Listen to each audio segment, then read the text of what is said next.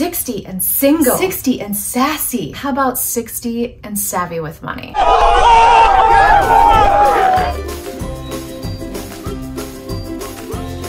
Hey there, welcome back to my channel. Women don't naturally talk about money. You won't catch us at the golf course or with our buddies drinking beer and talking about investments. But we do have our own natural way of talking about money and connecting our personal life, our family, the things that matter most to us, to our financial plan.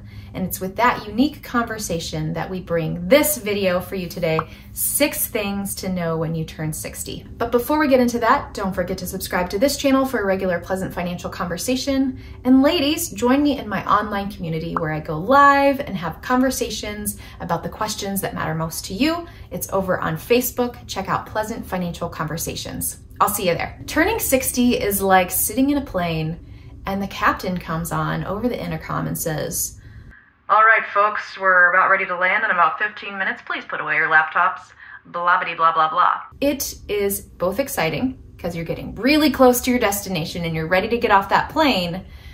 But at the same time, there's a little bit of anxiety that can start to stir because you're not quite sure what exactly you're going to be broaching when you land and how confidently you can step off of that plane. There are 6 things that you need to know by 60 about your money. The first is that the Social Security decision should land with a woman. Okay.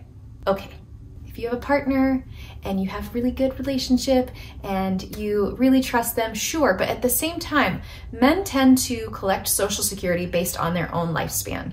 But the fact is that women tend to live longer. And so therefore, if we're thinking about the traditional relationship where the man was the breadwinner and the woman may have stepped out of the workforce a couple of times to care for children or parents or whatever, his Social Security record matters more to the long-term livelihood of the family. Therefore, if he shortchanges and chooses early, well, if you're living longer, then you could be shortchanged later. So you really want to make sure that you are deciding that Social Security decision comes from your lips and you know the ramifications of when they pass away, how that can shortchange your pocketbook or how it can really give the good foundation that we need it to be for retirement. The second is that health insurance tends to be the linchpin for just about anybody who wants to retire early before age 65 when Medicare kicks in.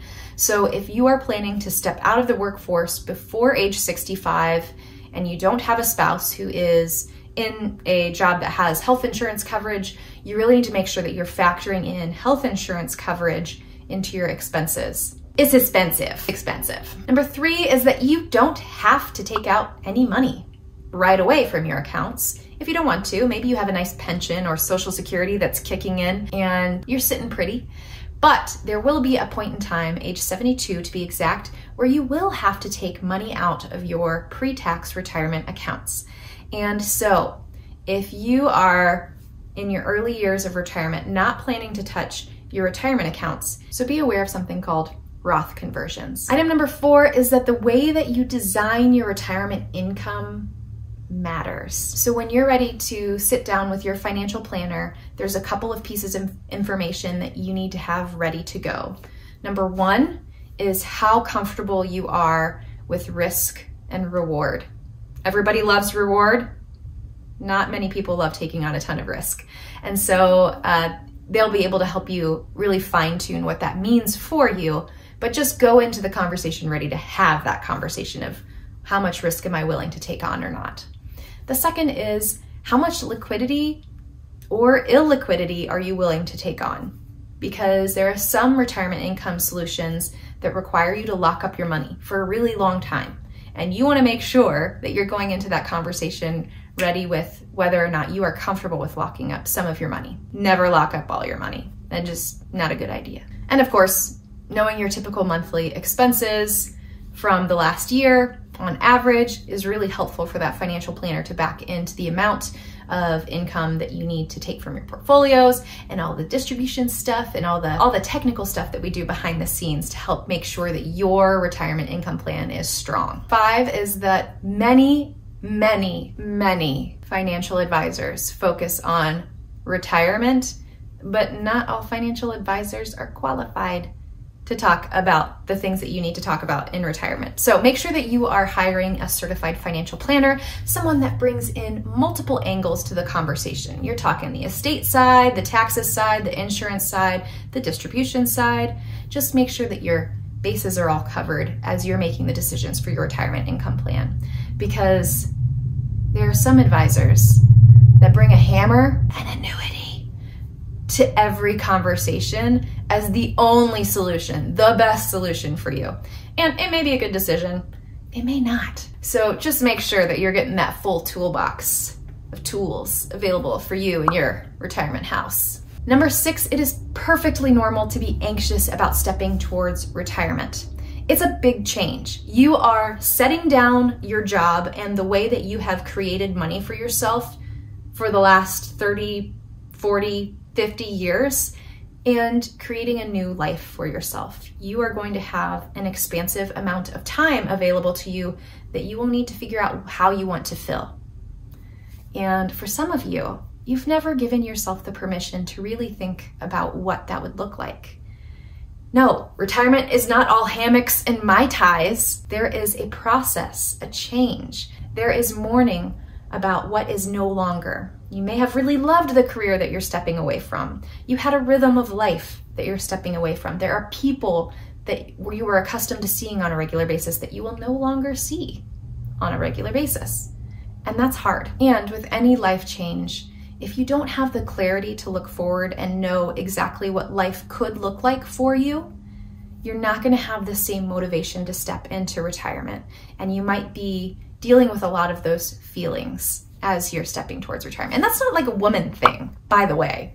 It's a man thing too. I've made a couple of videos on that. I'll tag those here. So you may be desiring to step confidently off that plane, to go to the baggage claim, get your baggage, and step into your retirement destination.